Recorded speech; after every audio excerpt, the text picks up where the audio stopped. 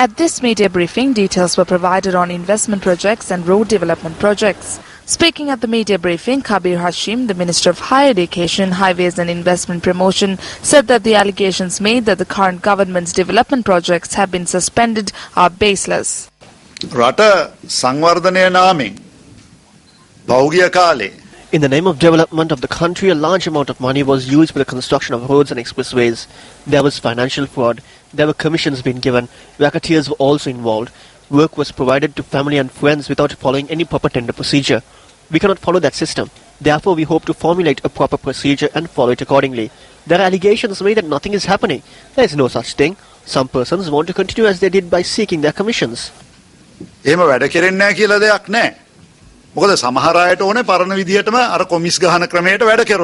Journalists also raised questions on whether the Northern Expressway and the Colombo Outer Circular Highway will be suspended.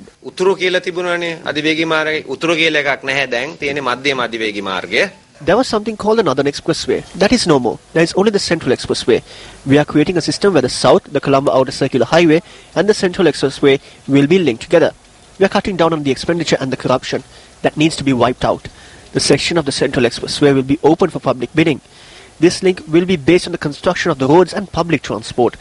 The highway concept does not mean the construction of roads. We are providing a service to the people. Meanwhile, in the recent past, views were expressed over alleged irregularities said to have taken place in the issuing of treasury bonds to raise funds for expressway projects. The Voice Against Corruption movement says that in a backdrop where an investigation is still pending, the statements being made by ministers are confusing.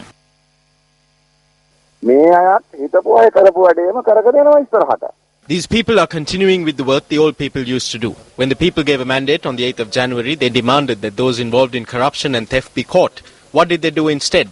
In India, our neighbour, when a train derails, the minister resigns. In democratic progressive countries, public officials and even heads of state admit it when they make mistakes and step down.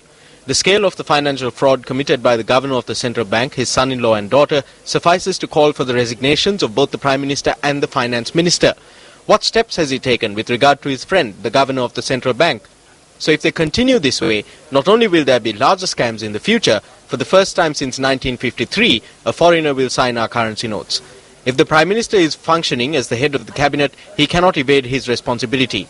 We must reiterate that the Prime Minister cannot evade the responsibility of taking action with regard to the central bank bond scam and re-evaluating and reissuing the contracts for the corrupt expressway projects.